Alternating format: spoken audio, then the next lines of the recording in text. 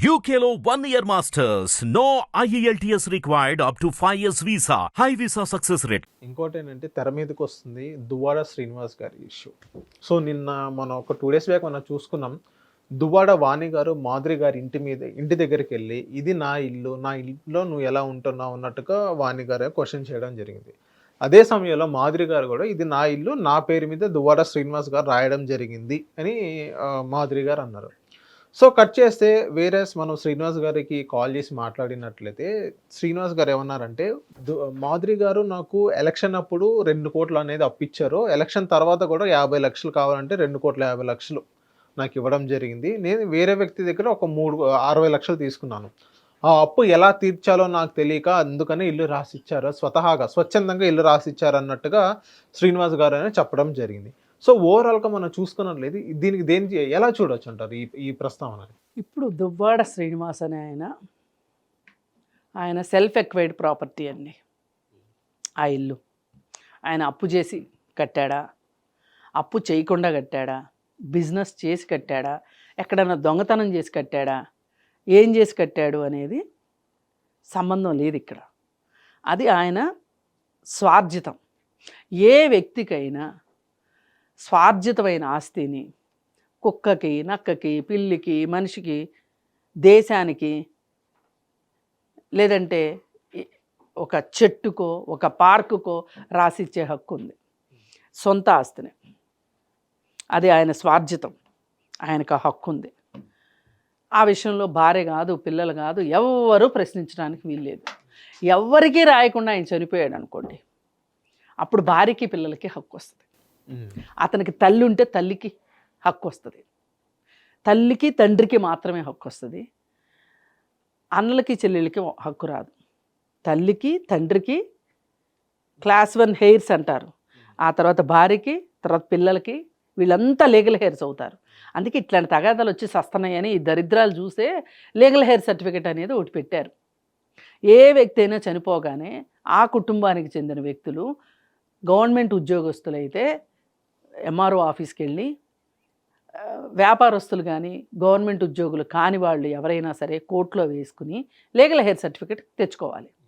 ఆ legal heir certificate తెచ్చుకోవటానికి court ఏమేమి అడుగుతుందో అవి ఇచ్చి లీగల్ హెయిర్ సర్టిఫికేట్ తెచ్చుకోవాలి. ఈ లీగల్ హెయిర్ సర్టిఫికేట్ కోర్టు ఇచ్చిన తర్వాత ఏ ఆస్తి అయినా సరే ఈ లీగల్ హెయిర్స్ మొత్తం అందరూ కలిసి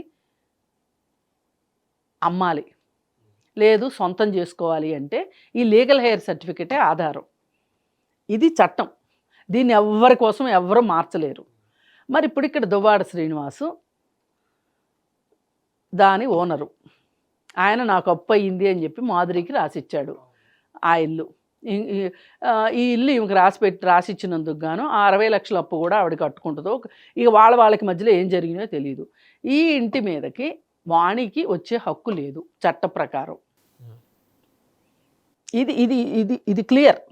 అయితే వీళ్ళ మధ్యలో ఈ ఆస్తులు, ఈ అప్పులు, ఆస్తులు రాసుకోవటాలు, వీటిని మించిన బంధం ఒకటి ఉంది వీళ్ళందరికీ. వీళ్ళ ముగ్గురికి మధ్యలో ఒక ట్రయాంగిల్ స్టోరీ నడుస్తుంది, దువ్వాడ శ్రీనివాస్కి, వాణికి, మాధురికి. ఇప్పుడు ఈ మొత్తం స్టోరీలో ఎవరిది తప్పు అంటే, నేనైతే స్త్రీ పక్షపాతిగా కాదు, వాస్తవంగా ఆలోచిస్తే దువ్వాడ శ్రీనివాస్ది తప్పు. ఇక్కడ ఏ రకంగా తప్పు అంటే, దువ్వాడ శ్రీనివాసు వాణిని ప్రేమ వివాహం చేసుకున్న తర్వాత అతని మామగారి పలుకుబడిని, రాజకీయ వారసత్వాన్ని వాణి భర్తగా ఈయన పొందాడు. ఆ విధంగా రాజకీయంగా ఎదిగాడు. ఆ రోజు అతని దగ్గర 5 పైసలు డబ్బులు తీసుకురాలే అతని ఫ్యామిలీ నుంచి. ఒక లుంగి ఒక చొక్కాతో వచ్చారని వాణి గారు అన్నారు. లుంగితో చొక్కాతో వచ్చాడో, 4 జతల బట్టలతో వచ్చాడో, ఎట్లా వచ్చాడు వీళ్ళింటికి. ఈమె ఇష్టమై ఆ లుంగి చొక్కా చూసే ఈమె ప్రేమించింది, పెళ్లి చేసుకున్నాడు. ఇతను కూడా ఇక్కడ ఒక రాజకీయ వారసత్వం ఉంది, వాణి వెనక ఆస్తి ఉంది అని చెప్పి ఈయన లవ్ చేశాడు. లేకపోతే లవ్ చేసిన తర్వాత తెలిసిందో అది వేరే విషయం, ఆయన మనం ఈ విషయంలో ఏం అనలేము. అసలు వచ్చాడు, రాజకీయ వారసత్వాన్ని తీసుకున్నాడు. అలాగే వాళ్ళు ఇచ్చిన డబ్బులతోటి, రాజకీయాల్లో సంపాదించిన డబ్బులతోటి, ఒక రౌడీగా సంపాదించగలిగిన డబ్బులతోటి ఆస్తులు కూడా కూడబెట్టాడు. ఆ ఆస్తులు కూడా కూతురు పేరు కొన్ని, భార్య పేరుతో కొన్ని, ఇన్ని సంవత్సరాలు జీవనం సాగించడానికి, అలాగే ఇంకొన్ని ఆస్తులు వేరే చోట ఉంటే అది కూడా వాణి పేరు మీద పెట్టాడని చెప్పి ఆ, ఉన్నది. ఇద్దరు కూతుర్ని చదివించాడు, ఒక కూతురికి పెళ్లి కూడా చేశాడు. ఇంత ఇంత వ్యవహారాలు ఈ రోజు వరకు నడిపించాడు. కానీ ఈ మొత్తం జరగడానికి మూలాధారం ఏంటి? వాణి ఆస్తి. రాజకీయాల్లో ముందుకు రావడానికి మామగారి రాజకీయ వారసత్వం. వీటి ఈ ఈ ఈ మెట్ల మీద పైకొచ్చాడు. పైకొచ్చిన తర్వాత ఇప్పుడు వాణి తనకి రాజకీయ వారసత్వం కావాలనుకుంటుంది. ఆమెకి నా తండ్రి ద్వారా కదా వచ్చింది, నేను రాజకీయ నాయకు అవ్వాలనుకుంటుంది. అలాంటప్పుడు ఇతను ఆమెకి రాజకీయ వారసత్వం ఆవిడ్ని కూడా రాజకీయాల్లో ఎదగనిచ్చినా కానీ ఈ పేచీలన్నీ వచ్చేవి కాదు. ఈలోపు ఇక్కడ మాధురి అనే ఒక క్యారెక్టర్ ఉంది, కొత్త క్యారెక్టర్.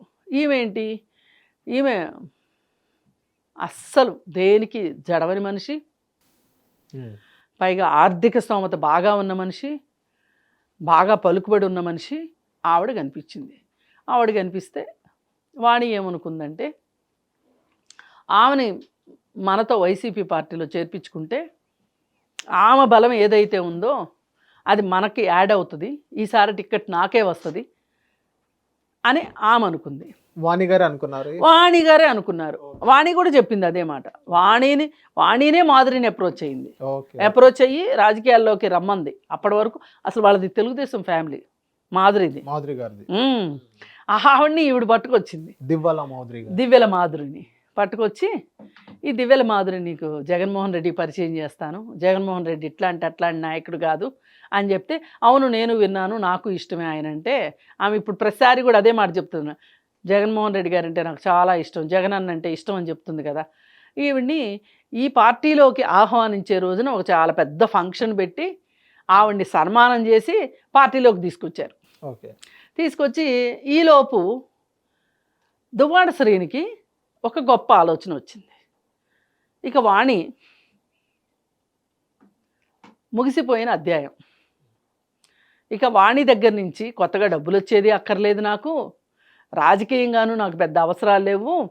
ఈ మాధురి చూస్తే చిన్న అమ్మాయి, ఈ అమ్మాయి వెనక మళ్ళీ చాలా బోల్డ్ ఆస్తుంది, ఈ అమ్మాయికి చాలా గ్లామర్ ఉంది, అసలు ఇప్పుడు వాణితోటి నాకు పని ఏంటి అనుకున్నాడు.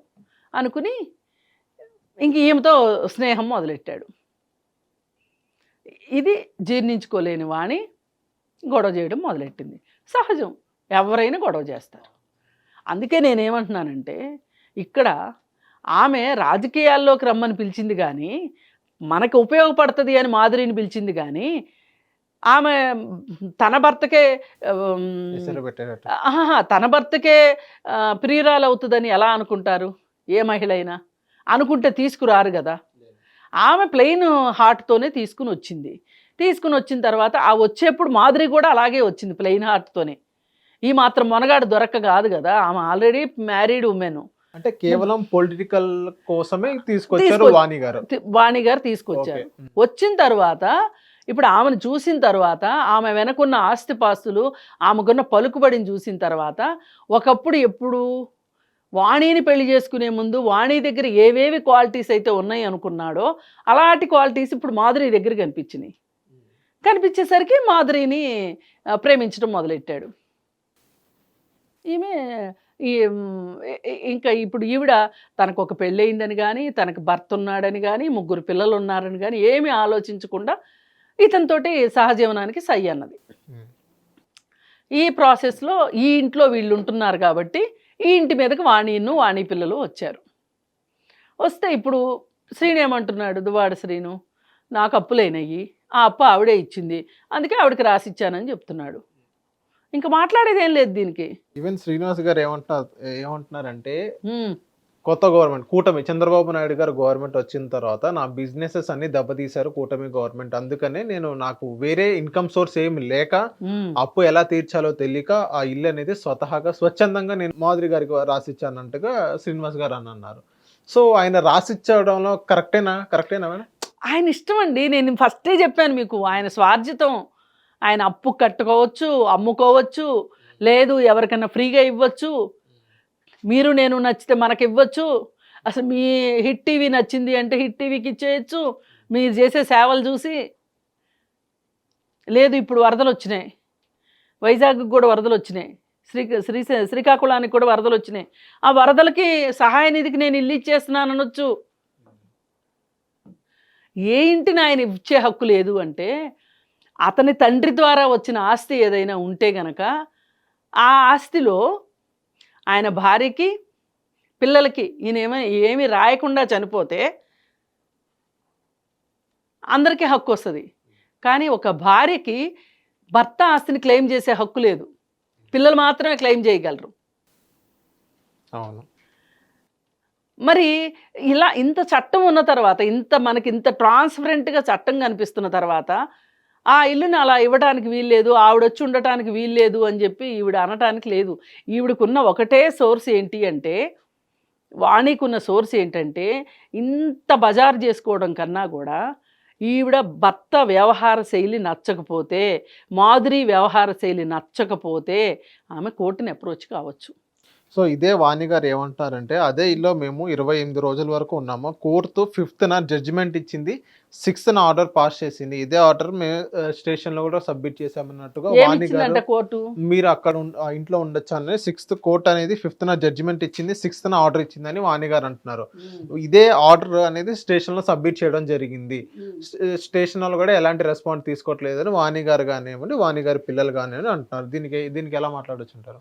అంటే ఇప్పుడు వీళ్ళు ఏమని క్లెయిమ్ చేసి ఉండొచ్చు అంటే, కోర్టు అలా ఇవ్వటానికి మాకు ఇంకో ఇల్లు లేదని, అలాగే ఆ ఇల్లు, ఆ స్థలం కానీ ఆ ఇల్లు కానీ కట్టడానికి కొనటానికి నేను డబ్బులు ఇచ్చానని కానీ వాణి చెప్తే, అలాంటి దాన్ని బేస్ చేసుకుని ఏదైనా ఆర్డర్ ఇచ్చి ఉండొచ్చు, మీరు ఉండొచ్చు అనే ఆర్డర్ ఇచ్చి ఉండొచ్చు.